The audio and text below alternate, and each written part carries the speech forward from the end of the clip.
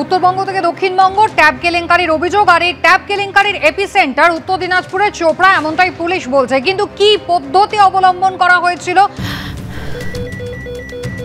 ক্যান্সারে নেই আর ভয়, NCRI হবে এর জয়। আপনাদের ভরসা নেতাজি সুভাষচন্দ্র বোস ক্যান্সার হসপিটাল। জালিয়াতি পরিচালিত এবং নিয়ন্ত্রিত কেন্দ্রীয়ভাবে হয়েছিল, এমনটাই কিন্তু পুলিশ বলছে। এবং ইতিমধ্যেই তারা বিকাশ ভবনে তথ্য যাচাই করেছেন। সাইবার বিশেষজ্ঞদের নিয়ে তারা শিক্ষা দপ্তরের আধিকারিকদের সঙ্গে কথাও বলেছেন।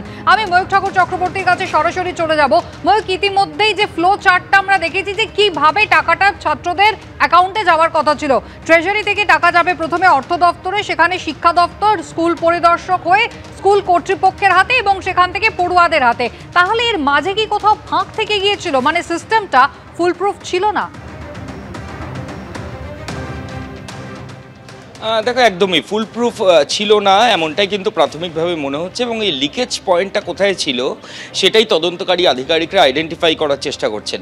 ইতিমধ্যেই আইপি অ্যাড্রেসের সূত্র দেখে পুলিশ আধিকারিকরা যেটা দেখছেন যে অধিকাংশ বেনিফিশিয়ারি অর্থাৎ এই ছাত্রছাত্রীদের টাকা যারা পেয়েছেন তারা উত্তর দিনাজপুরের চোপড়া, ইসলামপুর, কিষানগঞ্জ এই সমস্ত এলাকার বাসিন্দা।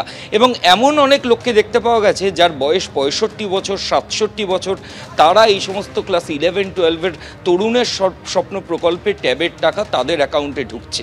এবং এটা দেখেই তদন্তকারী আধিকারিকরা যেটা নিশ্চিত হয়ে গেছেন জিজ্ঞাসাবাদের পর, যে এই যারা বেনিফিশিয়ারি তাদের অ্যাকাউন্ট ভাড়া নেওয়া হয়েছিল এবং 300 টাকা থেকে 5000 টাকার বিনিময়ে প্রত্যেকের অ্যাকাউন্ট ভাড়া নেওয়া হয়েছে, এমনটাই জেরায় তারা জানিয়েছেন। এবং মাঝে যে মিডলম্যানরা রয়েছেন কুসুমিতা, যারা ইনডিউস করেছিল এই সমস্ত বেনিফিশিয়ারিদের যে আপনার অ্যাকাউন্টে একটা টাকা আসবে, একটা নির্দিষ্ট সংখ্যক টাকা আপনি আমায় দিয়ে দেবেন, বাকি টাকাটা আপনি নিয়ে নেবেন, এই লোকগুলোকে খুঁজে পাওয়া যাচ্ছে না। তদন্তকারী আধিকারিকরা বলছেন যারা গ্রেফতার হয়েছেন তারা ছাড়াও এর জালে অনেকে পড়বে, আরও অনেকে আছে যারা মিডলম্যান। এই মিডলম্যানদের ওপরে আরও একটা সেকশন রয়েছে মূলত যাদের ইনস্ট্রাকশনে এই গোটা প্রক্রিয়াটা হয়েছে। এবার আমরা এই গোটা বিষয়টা ফ্লোচার্টটা যদি দেখি তাহলেই অনেকটা ক্লিয়ার হয়ে যাবে।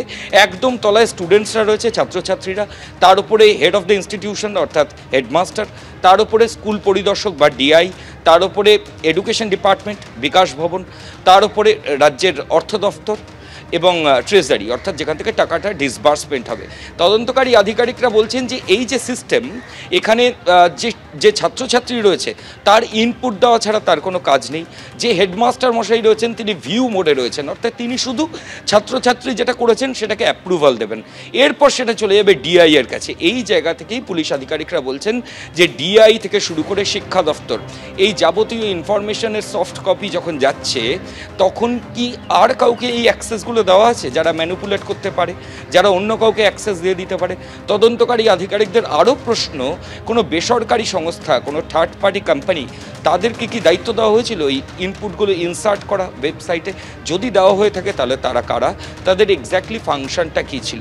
এই লিকেজটাই পুলিশ আধিকারিকরা খুঁজে বার করার চেষ্টা করছেন। এবং আমি আরেকবার বলছি যে ফরেন আইপি তদন্তকারী আধিকারিকরা মনে করছেন যে এই ইন্টারনেট প্রোটোকল অ্যাড্রেসের মাধ্যমেই ট্রানজ্যাকশন হয়, কম্পিউটার থেকে হলে সেই আইপি অ্যাড্রেসের সূত্র ধরেই পুলিশ আধিকারিকরা ডেফিনিট করেন যে কে বা কোন ডিভাইস থেকে হচ্ছে।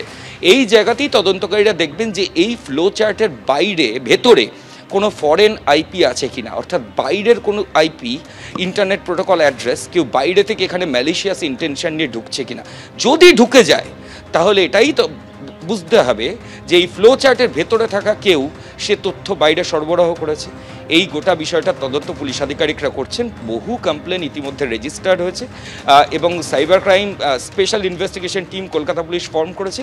রাজ্য পুলিশের তরফ থেকেও সিআইডি এবং জেলা পুলিশের যারা অফিসিয়ালস তারা দেখছেন।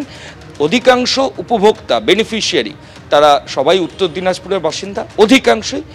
কাজেই মনে করা হচ্ছে এপিসেন্টারটা উত্তর দিনাজপুর, কিন্তু অফেন্সটা যে কমিট হয়েছে সেটা সেন্ট্রালি হয়েছে, এমনটাই প্রাথমিকভাবে প্রাইমা ফেসি দেখে মনে করা হচ্ছে। ময়ূক, ধন্যবাদ।